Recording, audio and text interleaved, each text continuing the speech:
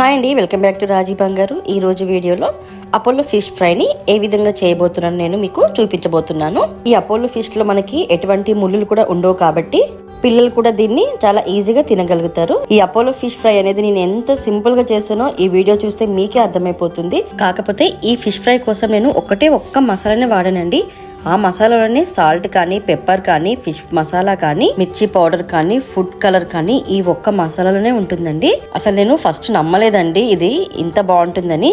నేను యూజ్ చేసిన తర్వాత నేను మీకు చెప్తున్నానండి. ఇంత పర్ఫెక్ట్ గా చెప్తున్నానంటే అది ఎంత టేస్ట్ ఉంది కాబట్టి చెప్తున్నానండి. మేము ఫిష్ కొనడానికి మార్కెట్కి వెళ్ళామండి మా సిస్టర్తో పాటు. అక్కడే మేము ఈ మసాలాను కూడా చూసాము. ఫస్ట్ టైం ఎలా ఉంటుందని ఒకసారి మేము ఆల్రెడీ ప్రిపేర్ చేసి చూసామండి. చాలా బాగుంది. నచ్చిన తర్వాతే నేను మీకు చూపిస్తున్నానండి. ఇది ఫస్ట్ అయితే మేము అపోలో ఫిష్ని ఈ విధంగా సాల్ట్ వేసి కడుక్కుంటున్నామండి. మనం ఫిష్ అనేది కొంచెం సాల్ట్ వేసి కడుక్కుంటే బాగుంటుంది కదా. ఈ విధంగా మేము శుభ్రం చేసి పక్కన పెట్టుకున్నాము.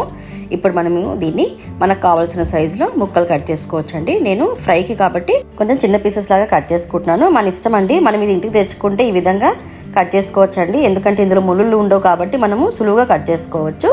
మేమైతే 2 kgs తెచ్చుకున్నామండి. ఇవి కట్ చేస్తుంటే మాకు మటన్ చూసినట్టు ఫీలింగ్ వస్తుందండి.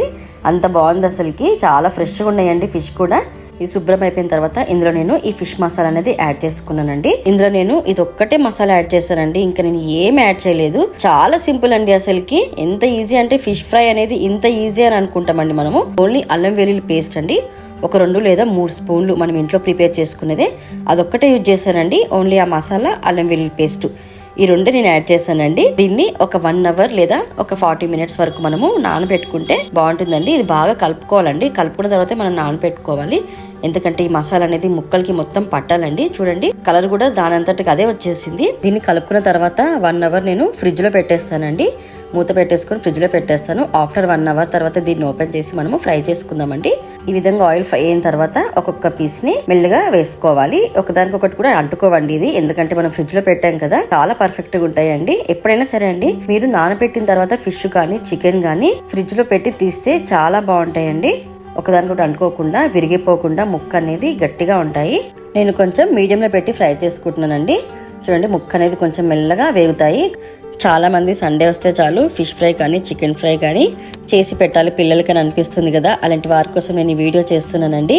కానీ ఈ ఫిష్ ఫ్రై టేస్ట్ మాత్రం చాలా సూపర్గా ఉందండి. కంపల్సరీ దీన్ని మీరు ట్రై చేయండి. ఇది ఎలా ఉందో నాకు కామెంట్లో పెట్టండి. మీకు కూడా ఇది కావాలంటే చెప్పండి. ఇది ఎక్కడ దొరుకుతుందో నేను మీకు కామెంట్లో పెడతాను. చాలా మంది జాబ్ చేసుకునే వాళ్ళు కూడా ఉంటారు కదండి. అలాంటి వారి కోసం ఈ వీడియో చాలా ఉపయోగపడుతుందని నేను అనుకుంటున్నానండి. ఎందుకంటే వాళ్ళకి టైం కూడా చాలా సేవ్ అవుతుంది కదండి.